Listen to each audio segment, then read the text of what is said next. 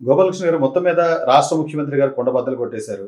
ఎందుకంటే ఆర్థిక పరిస్థితి గత 5 ఏళ్లలో జరిగినటువంటి ఆర్థిక విధ్వంసం గురించి కానివ్వండి, అందరికి ప్రతి ఒక్కరికి తెలుసు. కానీ ఏదో హామీ ఇచ్చారు కదా, కూటమి కూడా ఏదో కొన్ని సంక్షేమ పథకాల గురించి చెప్పారు, ఖచ్చితంగా చేస్తారు, బాబు గారు చెప్పారంటే చేస్తారు అనేటువంటి ఒక ఆలోచన నుంచి ఈ రోజున ఆయన బయటపడిపోయారు, చెప్పేశారు ఇది పరిస్థితి, ఆర్థిక పరిస్థితి అని చెప్పి.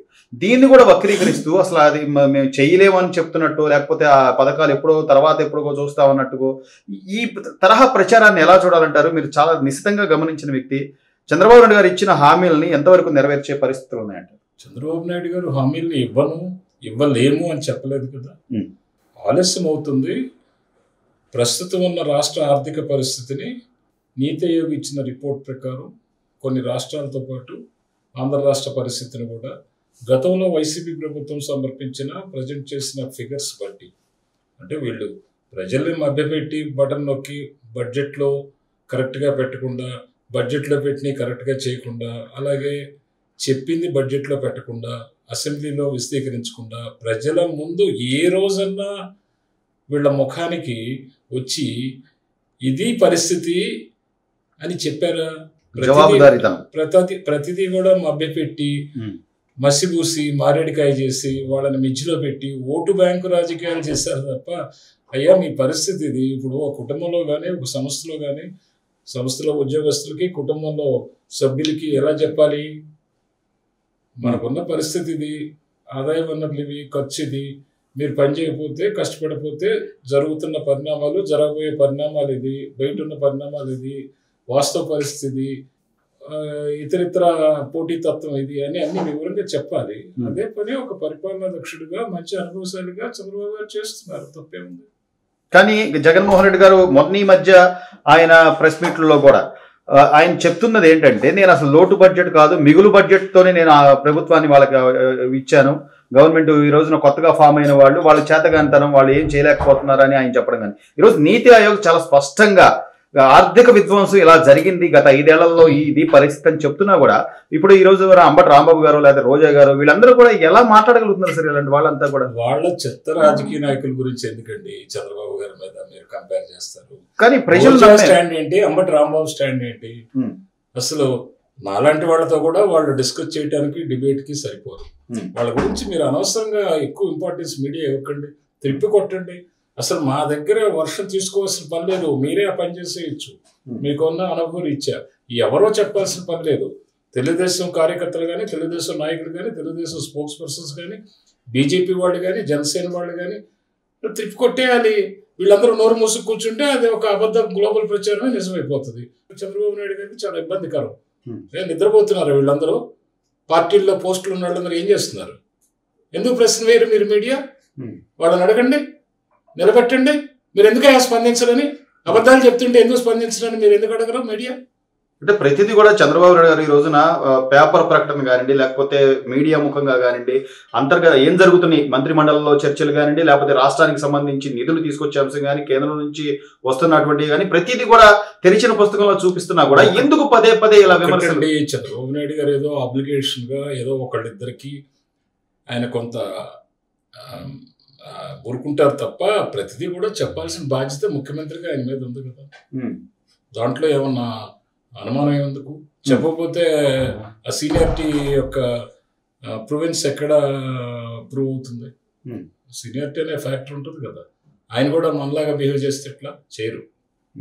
సో మొత్తం మీద అయితే ఎలా చూడాలి సార్? అంటే ఈ రోజున ఆర్థిక వ్యవస్థ పరిస్థితులు చెప్పి కొంత లేట్ అయినా కూడా నేను చెప్పిన సంక్షేమ పథకాలు ఇచ్చిన మాట నెరవేరుస్తాను అనే చంద్రబాబు గారి మాటను ప్రజలు క్షేత్రస్థాయిలో వాళ్ళు నమ్మే పరిస్థితి ఉందంటారు. 6.5 లక్షల కోట్ల పెట్టుబడి తేవటం, 4.5 లక్షల యువతకు కానీ లేకపోతే నిరుద్యోగులకు కానీ వృత్తి కల్పించడానికి బాట వేయటం, వీటన్నిటిని చూసిన తర్వాత అసలు తలకాయ ఉన్న ఏ మనిషి కూడా ఆంధ్ర రాష్ట్రంలో చంద్రబాబు గారి యొక్క నిజాయితీని కానీ, ఆయన యొక్క పరిపాలనా దక్షతను కానీ క్వశ్చన్ చేయడానికి ఒక్కడు కూడా అర్హులు కాదు. రైట్. ఇంకొక అంశం చూస్తే సార్, ఈ రోజున కూటమికి సంబంధించి చాలా క్లియర్ కట్గా పవన్ కళ్యాణ్ గారు కానివ్వండి, లేకపోతే చంద్రబాబు నాయుడు గారు కానీ ఈ వస్తున్నటువంటి విమర్శలు లేకపోతే ఒక ప్రచారం, గ్లోబల్ ప్రచారం ఏదైతే చేస్తున్నారో ఈ ప్రచారానికి సంబంధించి ఫుల్ స్టాప్ పెడుతున్నారు ఎక్కడికక్కడ. చంద్రబాబు గారు కానీ పవన్ కళ్యాణ్ గారు పవన్ కళ్యాణ్ గారు చాలా స్పష్టంగా చెబుతున్నారు, ఏదో మనం ఆపదలో ఆదుకున్నాం కదా అని చెప్పి తలెగరాల్సిన పని లేదు, మీరు క్రమశిక్షణగా ఉండండి, ఆయనకు అన్నీ తెలుసు, ఆయన తెలిసిన నాయకుడే అని చెప్పి చెప్తున్న ఈ కోణాన్ని ఎలా చూడాలి సార్? అంటే ఏమైనా గ్యాప్ నిజంగా వాళ్ళేదో ప్రచారం చేస్తారు. కళ్యాణ్ గారికి గ్రౌండ్ రియాలిటీ తెలుసు, తత్వం బోధపడింది కాబట్టి ఆయన చాలా క్లారిటీ ఇచ్చారు కార్యకర్తలకు కానీ నాయకులకు కానీ. తలగిన ఏమకంటారా బాబు, మన బలం ఏంటో మనకు తెలుసు.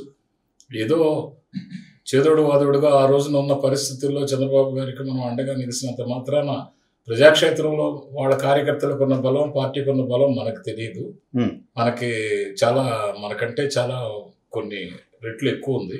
కాబట్టి మీరు అనవసరంగా తలెగరేసి ఆ కూటమిలో చిచ్చు పెట్టకండి, ప్రజలకి కన్ఫ్యూజన్ క్రియేట్ చేయకుండా అని చెప్పేసి ఆయన చాలా క్లారిటీ ఇచ్చారు. అందుకు ఆయనకి ధన్యవాదాలు చెప్పాలి. చాలా బ్యాలెన్స్డ్గా వెళ్తున్నారు సార్. దీనిలో ఎవరైనా ఎక్కువ తక్కువ అనేటువంటిది ఏమైనా ఉందంటారా? బ్యాలెన్స్డ్గా వెళ్తున్నారు కాబట్టి పవన్ కళ్యాణ్ గారు, చంద్రబాబు గారు చక్కగా పరిపాలన సాగిస్తున్నారు, సంప్రదింపులు జరుగుతున్నారు. పార్టీ సెక్రటరీగా ఆయన క్లారిటీ ఇచ్చారు. లోకేష్ గారు నాకు తెలిసినంత వరకు మీరే ఫాలో అవ్వాలా, ఆయన కూడా క్లారిటీ ఇచ్చారు.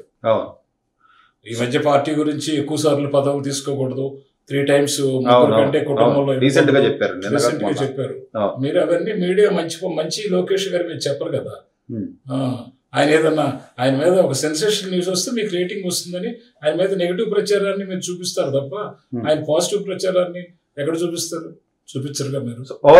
ఓవరాల్ గా ఉంటారు సార్. 8 నెలల పరిపాలన మీద ఒక అనుభవం ఉన్నటువంటి రాజకీయ విశ్లేషకులుగా మీ కామెంట్ ఏంటి? బహుశా నేను అనుకుంటూ 2-3 సంవత్సరాలు కష్టపడాలి.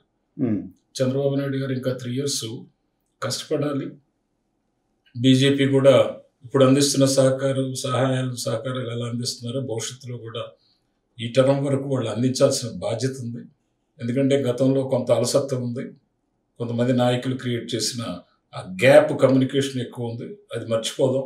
ఇప్పుడు దాన్ని రిపేర్ మెకానిజం చేశారు కాబట్టి పై నాయకులు కూడా అర్థం చేసుకున్నారు కాబట్టి ఇంకా కొంత చేతినిస్తే రాష్ట్రం బ్రతికి బట్టగడుతుంది.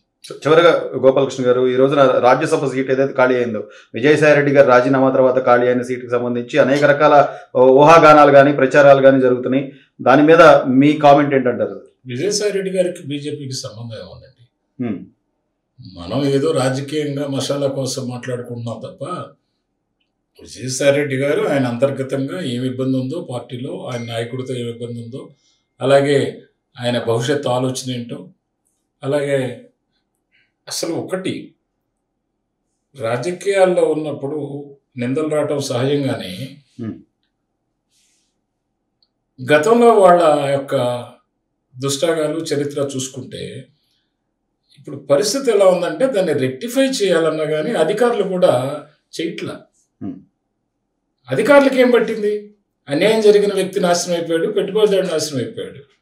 ఈ రాజకీయ నాయకులు కూడా వాళ్ళ దగ్గరికి వచ్చినప్పుడు మేనేజ్ చేసుకుంటారు తప్ప అవుట్ సైడ్ రాజకీయాల్లో లేని వ్యక్తులు పెట్టుబడి పెడితే దాన్ని కొల్లగొడితే ఏ పార్టీలో ఉన్న రాజకీయ నాయకుడైనా వాళ్ళని ప్రొటెక్ట్ చేయడం అనేది అంత నిజాయితీ గల నాయకులు గతంలో ఉన్నారు కానీ ఇప్పుడు లేరు. అలాగే అధికారులు కూడా లేరు.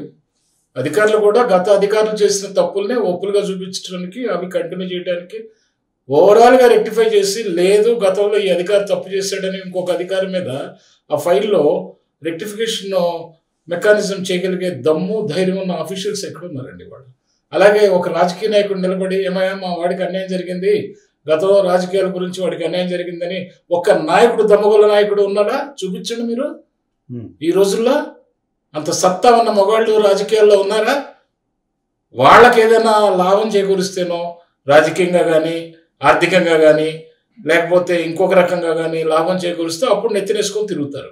గతంలో అలా ఉండేది కాదు. మేము చదువుకునే రోజుల్లో కానీ మేము యువకులుగా ఉన్నప్పుడు కానీ రాజకీయ నాయకుడు అంటే అరే ఈయన దగ్గరికి వెళ్తే న్యాయం జరుగుతుందిరా, మన నెత్తినేసుకొని అన్యాయం జరిగింది క్వశ్చన్ చేస్తారు, అధికారులను క్వశ్చన్ చేస్తారు, బయట వాళ్ళని క్వశ్చన్ చేస్తారు అనే ఒక ఇది ఉండేది. ఈ రోజుల్లో తక్కువైపోయింది.